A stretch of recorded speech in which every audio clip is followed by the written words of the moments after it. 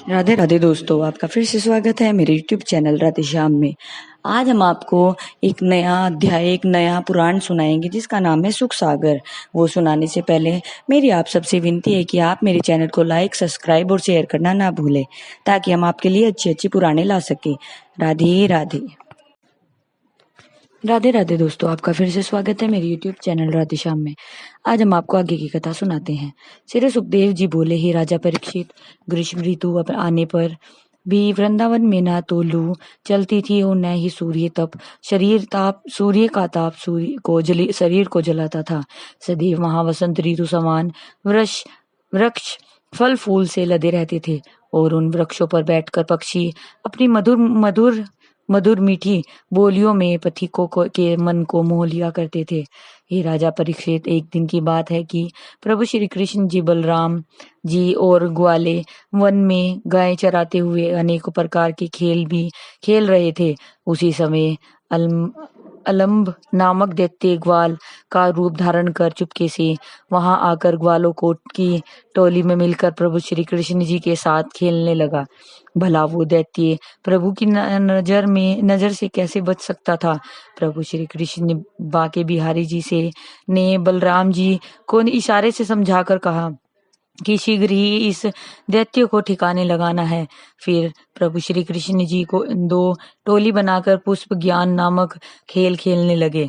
एक टोली में तो प्रभु श्री कृष्ण जी अलम्बासुर और आधे ग्वाल बाल हो गए और दूसरी टोली में बलराम जी और सिद्धिधामा के साथ बाकी बचे हुए ग्वाल बाल मिले।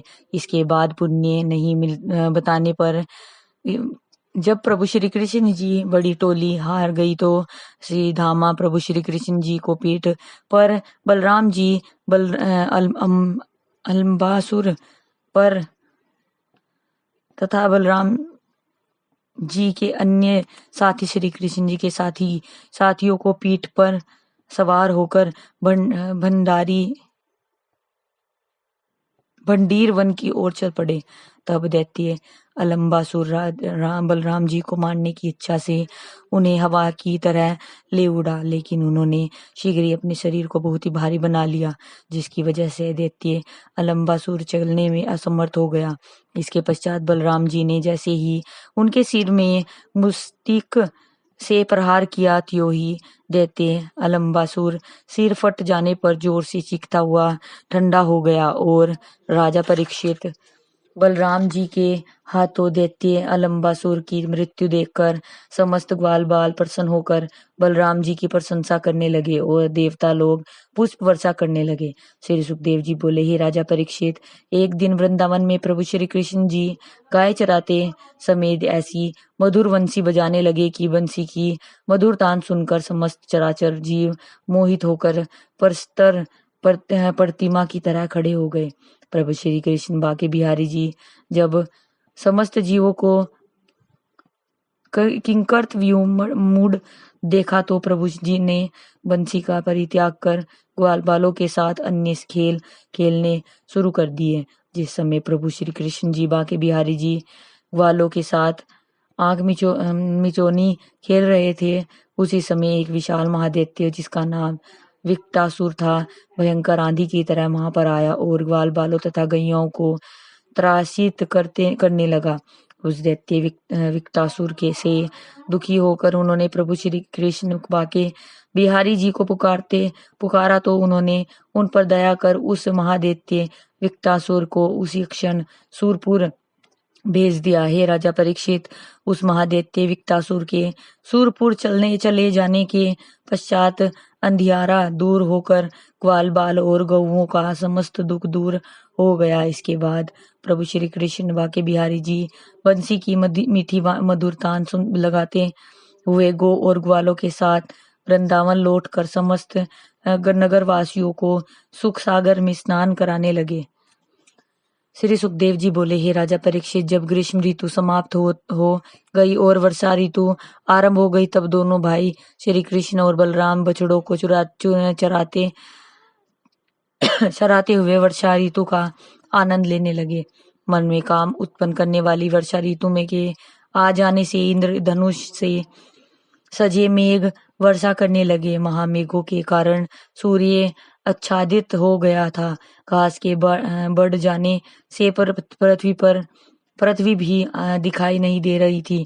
नवीन जल राशि से वायु सहित मेघों के तेजी से बरसने के कारण पृथ्वी एक नवयौवना की भांति सुशोभित हो रही थी। मेघों ने गर्मी को नष्ट कर अपने शीतल जल से पृथ्वी को तृप्त कर दिया था। वर्षा से भीगे गोकुल और वृक्ष हरे भरे होकर उस वन की शोभा में चार चांद लगा रहे थे। शिखा वाले मोर मेघों को देख देख कर मस्त होकर नाच रहे थे। सूर्य के ताप से झुलसा हुआ वन वृक्ष के पुष्पों की भांति हंसता हुआ सा प्रतीत हो रहा था। कदम्ब के वृक्षों की भीनी भीनी सुगंध चारों ओर प्रवाहित हो रही थी। नदियों में जल बढ़ जाने के कारण उनमें तीव्र गति से भंवरें पड़ रही थी। हे राजा परीक्षित, उस समय गंभीर जल बरसते और गरजते हुए मेघों के बीच सूर्य स्नान सा करता हुआ प्रतीत हो रहा था। जल को गिराने के वाले काले मेघों से व्याप्त आकाश जल गजों की सेनाओं से भरे समुद्र के समान दिखाई देता था। समुद्र में तूफान और पौधों को झकझोर देने वाली शीतल वायु प्रचंड वायु रूप से बहती थी। धूप से रहित और वर्षा के जल से सुशोभित वृंदावन कुबेर के चैत्ररथ वन की भांति सुशोभित हो रहा था।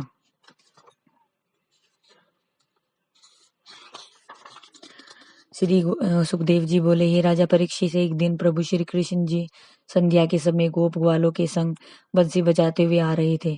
प्रभु श्री कृष्ण जी की अनुपम शोभा को देखकर एक गोपिका बोली, हे सखियों, हमसे और तुमसे अधिक भाग्यवान तो वह बांस की बंसी है जो आठों पहर प्रभु श्री कृष्ण जी के पास रहकर उनका अधरामृत पान करती रहती है। यह सुनकर दूसरी गोपिका बोली, हे सखी, तुम्हारी बात बिल्कुल सत्य है, लेकिन यह बंसी ही नहीं, हम सबसे अधिक भाग्यशाली तो इन गो और ग्वालों को समझना चाहिए जो सारे दिन प्रभु श्री कृष्ण जी के साथ रहते हैं और उनकी बाल लीला देखकर अपने जन्म को सफल कर सकते हैं। और उनकी बाल यह सुनकर तीसरी गोपी बोली, हे सखियों, सिर्फ इनका ही नहीं बल्कि ये कहिए कि हमसे ज्यादा भाग्यशाली तो वृंदावन के प्रत्येक पशु पक्षी पुरुष पेड़ लता और औषधि गिरी घास और यमुना तरल है।